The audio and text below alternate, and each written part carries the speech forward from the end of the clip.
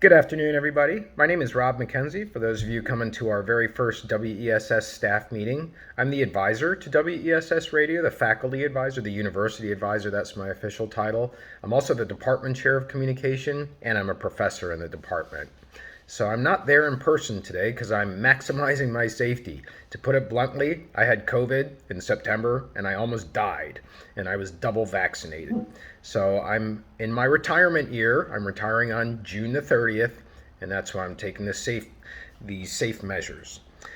So this is my last semester, and because of that, I want to use the forum of the WESS meetings to talk about my 30-year history advising WESS Radio. And it's not really about me. That's not what I'm trying to do. And I'm certainly not trying to present myself as somebody who wrote in and saved the station. But I am going to talk about a station in terms of stories. And so I'm calling this particular version of Radio Practicum. Please remember that this classroom right here today is a combo of both Radio Practicum students and WESS students. So I'm going to be using my WESS staff meeting appearances as a special storyteller version of Radio Practicum. I'm going to tell stories. I'm going to tell stories about the development of WESS into this formidable force on campus that is so well run by students today. And if you'll just forgive me for a moment, I want to say a couple words to Nick and Anthony. Guys, I know you're right there, standing there behind the smart cart. I want to say to you, you've done such a wonderful job the last 2 years in guiding the station through the pandemic when nobody was on campus, and now to see the station run itself because of the student competence that exists in that station through our coursework and through the experiences that students get there. It's an amazing thing for me to see as a person who's been with WESS for 30 years. It wasn't always that way. So thanks, guys. I want to make sure, by the way, that Nick is also going to look out for anybody in the class today who is joining the staff meeting for the first time and who is seeking to meet somebody at WESS in a particular department they want to work in, like training or promotions or sports. So Nick, if you could wait after class and hook people up. All right, so this is the storyteller's version, right? I want to point out to you, if you haven't noticed already, I've got a vintage WESS shirt on today. This is like circa 2000, the millennial years. What I remember about those years was the WWF was huge all over the country, the Worldwide Wrestling Federation. And you can kind of see the font mimicking WWF branding that was going on. And so this was WESS at that time, and the slogan was, "What's your jam?" We've had a lot of fun slogans over the years. I guess the one that's most popular right now is "We love it when you turn us on." Maybe there'll be another one in the near future.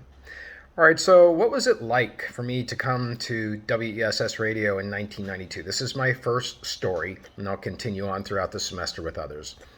So to start with, I'd like you to know I was an assistant professor in California. I was unmarried, and I was looking for a new job because I didn't like living in Southern California.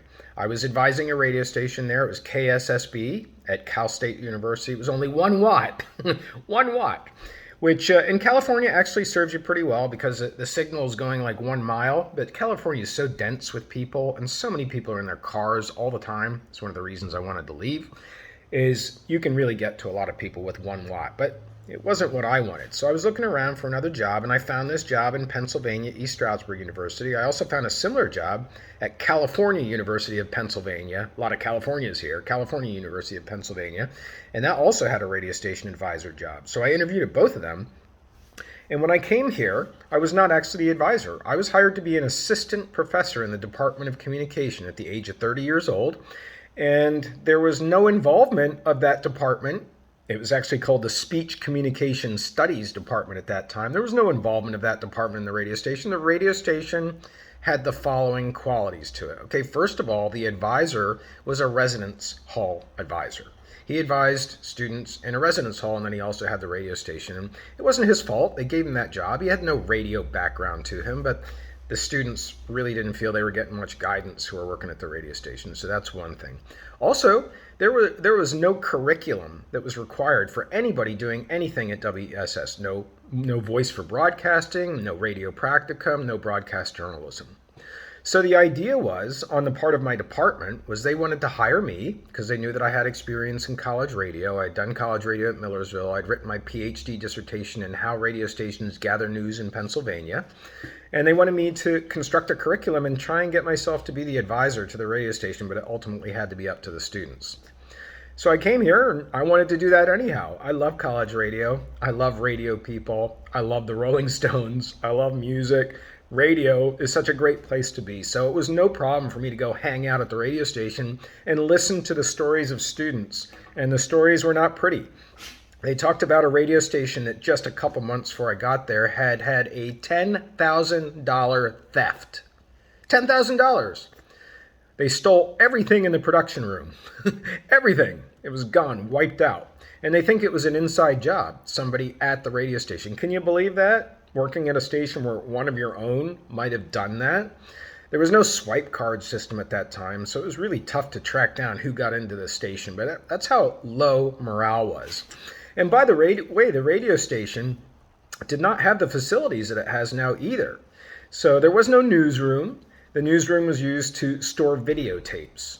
There was no promotions, sports, and news director's office. That room was used as a mini classroom for professors to take satellite classes at other universities.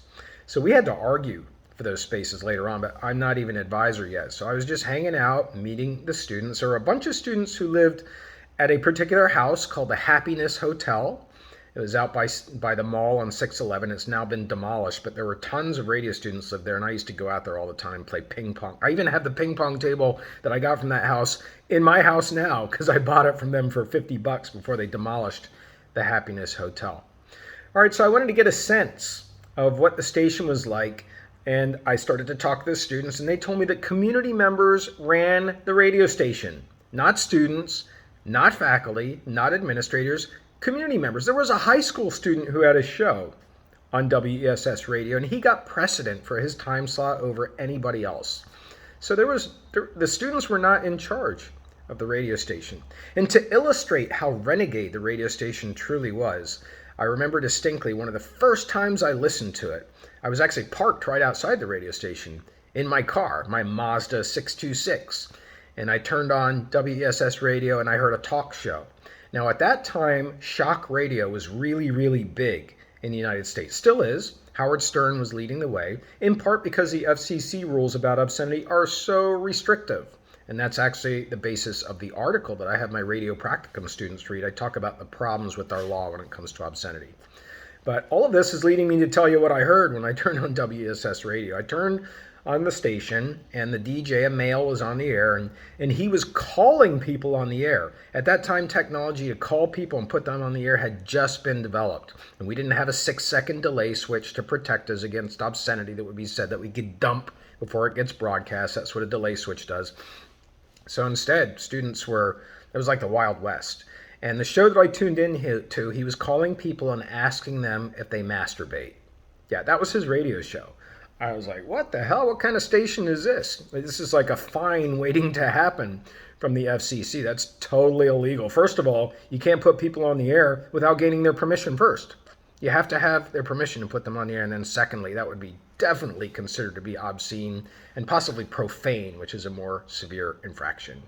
So this is the station as it was in 1992, in the fall of 1992. And I'm going to leave it there as the first installment of our story. And now I just want to close out my speech by telling the radio practicum students as a reminder that next week, Thursday, is your exam. It's exam 1. It's on the station manual, and it's on the obscenity article that I just mentioned, both of which are posted under the content tab on the D2L page. The exam is 50 questions, all multiple choice. You need to get 35 of them right. Nick Ortiz is the tutor for this exam. I suggest that right now, at the end of class, I guess that's not right now, but at the end of class, at the end of our meeting today, that you hook up with Nick and get scheduled so that you can meet with him. So this is a rather long intro speech, but this is the Storyteller version of WESS. And I'm really glad to be here, and I'll see you in the room 2 weeks from now if you're a staff member, and 1 week from now if you're a radio practicum student. Have a great day, everybody. Love WESS. The logo's on my heart.